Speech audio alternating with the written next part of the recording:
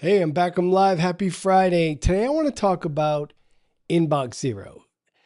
I think it gets a bit of a rap. It's considered something of a productivity hack and an impossible goal or a dream. And I get it, but it's no more of a productivity hack than say buying a notepad is for taking notes for you, right? Like it's a values based decision. It's really a process. And it's interesting that email largely is a universal pain point for most of us, all of us. Everyone complains about it, and almost nobody gets trained on it. It's just this open bin of things. It's really an open bin of other people's tasks and to-do items. And there's even a or an inconsistent perception of whether or not it's even asynchronous or if you're supposed to respond within a certain amount of time. The expectations, depending upon the organization, are all over the map. And yet it's the backbone of our businesses. It's how our businesses move. I am unapologetically an inbox zero dork. I have let me check, zero unread emails. Oh, I just got an email, a notification from Stripe that I got paid from a subscriber. I have one email that I need to process. I'm going to show you exactly how I process every single email that comes into my inbox in just a second. And strap in. This one could take a few minutes. So, the way to inbox zero and the way I maintain it, like I said, almost all the time, it's not because I love email. It's not because I spend a lot of time in email. I actually don't. It's because I align my inbox with my business goals. So I don't think most people do. I think they turn their inbox into their to-do list, and it turns into a situation where they don't control their time, and it's difficult to put a box or a barrier around it. So really that's the opportunity here.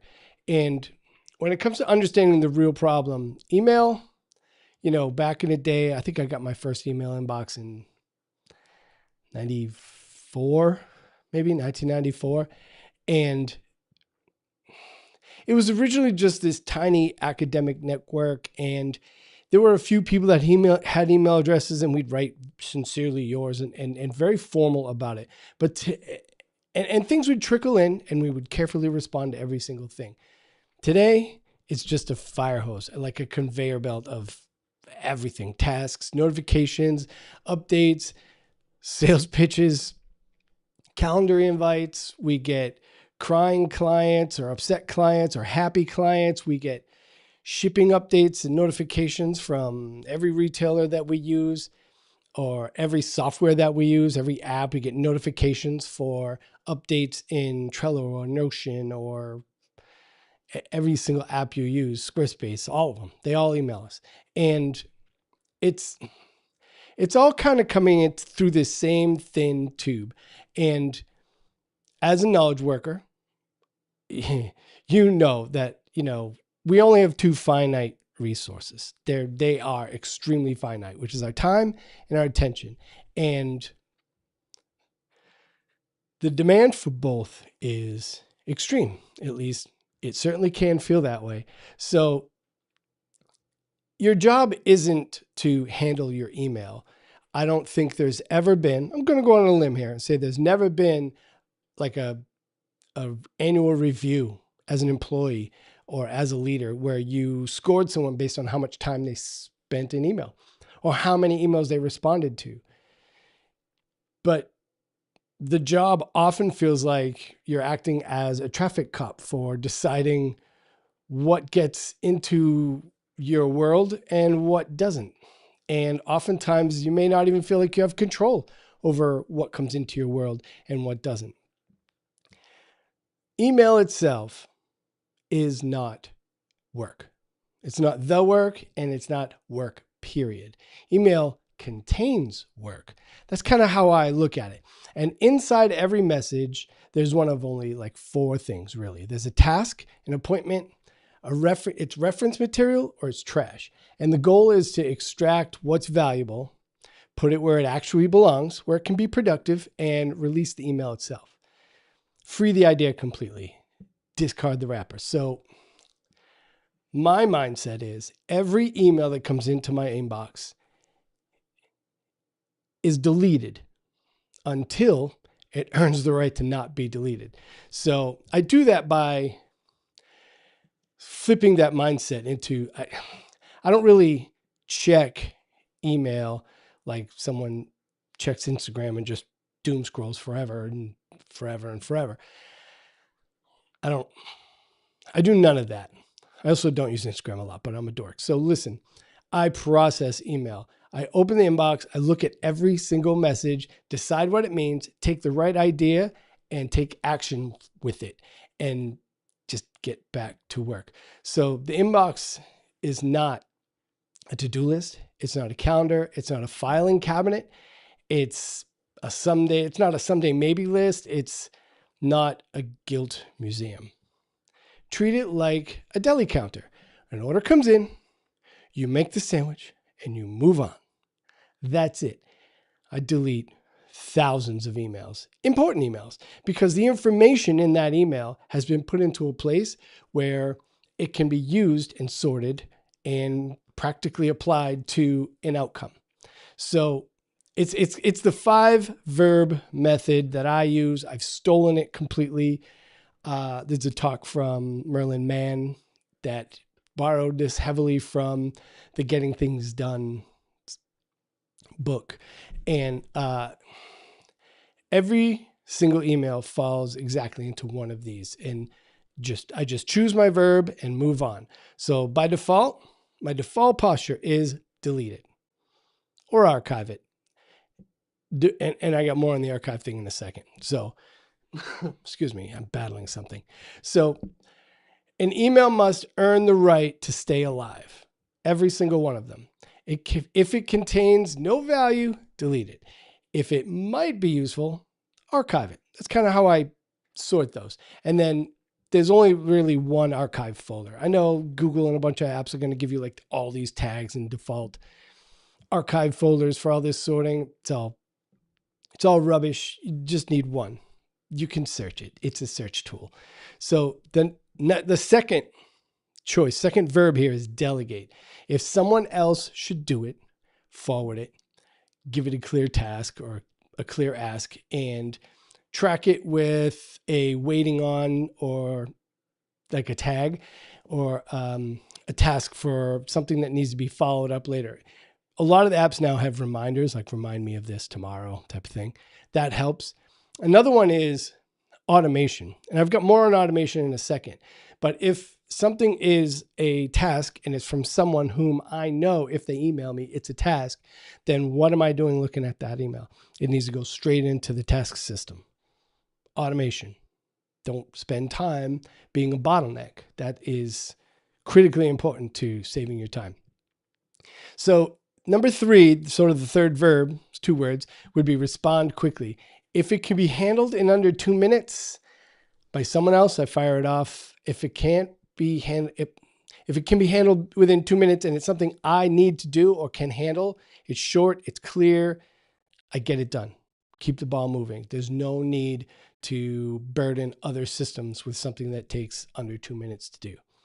Number 4 verb, the 4th verb, is to defer. So if it requires thought and it's still fundamentally an email task or a request or an ask of some kind, I move it to a folder called to respond, or I move it directly to, like I said, with automation, to the system that it belongs in.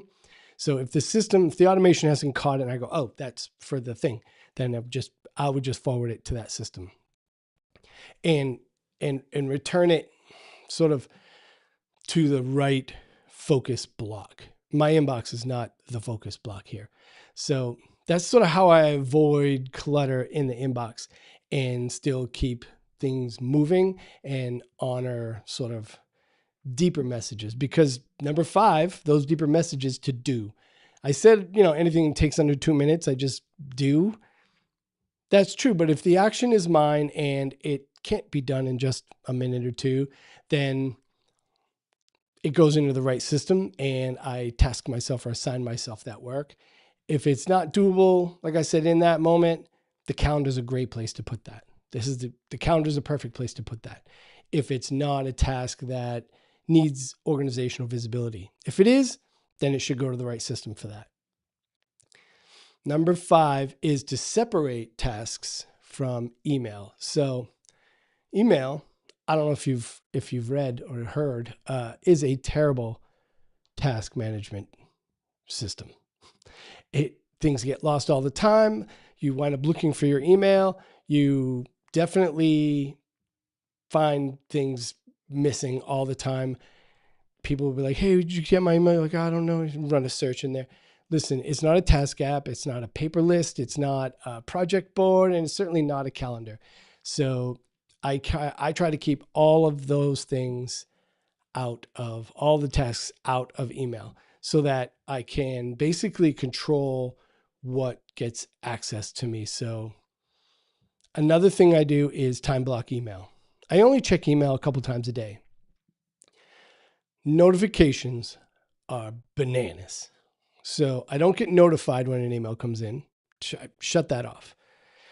That's if your app checks every minute, what is that? 2,000 notifications a week. That's completely uncalled for.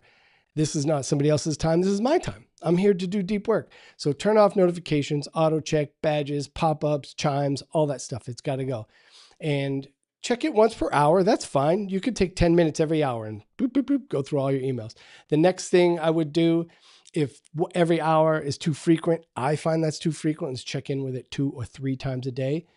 Depending upon the day, I check my email either twice or 3 times. And that seems to work just fine. Process all of the emails to 0, close it, get back to doing real work. So it's frequent enough to catch urgent things. People very rarely need things within minutes, but sometimes they need things within hours. And that's why time blocking it like that, excuse me, kind of works for me. Now, I mentioned automation, and automation is leverage. I don't know if it's a lifestyle, but it is definitely not a thing where you set it and forget it. Automations are commitments to the future, so they've got to be maintained. I like to say automation is like babysitting. You're in charge of that thing always being there. And when it's not, that's a problem. So auto sort things, and some apps like, say, Gmail do this pretty well right out of the box, would be auto sort newsletters and low priority stuff, notifications, and then make sure that client emails keep flowing, and emails from Start or VIP or important people continue flowing either into the project management tool, chef's kiss, or into the right inbox or shared inbox or priority system for other people in the organization to be able to take action on it. So another thing I like, and I'm hit or miss with templates as files. I have a few, and they're normally very specific situations where I'm like, okay, we're on top of it. Here is a template. I can just send that around rather than writing that same email over and over again. Like if I have to send this email twice, 3 times, 4 times a month, okay, that could probably be a template. But if I have to respond to something every single day or even 3 or 4 times a week, then I really like an app called Text Expander. It's a keyboard shortcut app, and there are several of them that allow you to essentially become like throughput instead of a bottleneck. You have your 5-sentence reply, and you just hit your keyboard shortcut, and boom, that message flies off. You don't have to retype it every single time. The next one I would say, number 8 here, is to avoid or even just kill off meta work entirely. So sometimes we'll waste time reorganizing folders, and endlessly tagging things. And then you wind up with tag soup where you just have so many tags. Even managing those becomes virtually impossible. Not a huge fan of tags, or just checking and popping in there and seeing who responded to what, following a thread. A thread doesn't get any mind share from me if I'm not in my email. I'll check it when I check my email, but if other people are responding to it, I will read it when I get there. I'm not going to be in there and just kind of watch the conversation like I'm in Reddit or something like that. I'm here to be productive. And then here's the thing I always ask myself when it comes to meta work inside of email would be, is this moving forward? Is this moving the work forward, and or am I just shoveling pixels around? Because if I'm just pushing pixels around and pushing emails around and sorting and reorganizing things, I would argue that that's not work. So the next thing I do, and this really is the hack or the mindset shift, right? Is making it a habit, not an ongoing, always open project. So I know I come off sounding like this is a personality trait or something, but email is a rhythm, and the 3 habits inside of that are process to 0 whenever you open email. I'm adamant about it. I'm disciplined about it. And it really helps remove that mindset or that mind share that having a large number, like I know somebody's got like 88,000 unread emails in their inbox. And every time I've seen their inbox over their shoulder, I'm just like, oh my God, I could not carry that burden. Right. So process to 0, get through it. And then I use the 5 verbs that I shared earlier and compare my inbox behavior to my priorities. So what's the goal of the business? It's not to check email. It's to get the client work done and surprise, delight, and do all the things that are magical in a small business that my company produces that move that business forward. So checking in on some notification emails is not that. So done well, I think that email can be maintained at 0 if that's what you want, but it's just a lightweight communication tool and not your entire day. And I think that is a mindset shift that is really hard for a lot of people because, man, it can be so overwhelming. So it's not about perfection, it's about alignment. So if you have comments, leave them below, like and subscribe. And listen, what you say matters. What gets our attention matters. And how we work and how that work actually flows through our inbox matters. What stacks up in our inbox over time doesn't matter. So delete it. I'm a machine. I'm a deleting machine. There's probably some flag in Google headquarters somewhere that's like, this guy deletes a lot of emails. It's problematic because they want to archive them so they can, context and ads and all that stuff. But listen, they don't get my headspace. Email doesn't get headspace ongoing. I have 2 emails now. Stripe notification that I got paid by a subscriber and a notification that I went live at 19 minutes ago. So I hope this was helpful. Like I said, leave a comment, like and subscribe. I do this every Friday at 11 a.m. I go live and share some wisdom or information or help, or I try to lean into what it looks like to run my business. And this is what it looks like for me to maintain my inbox 0. So have a great weekend. I will see you next week. So have a great week. Next week is the holidays are coming up. I know you're not supposed to say that. It dates your videos, but I don't care. Have a good one. I'll talk to you soon.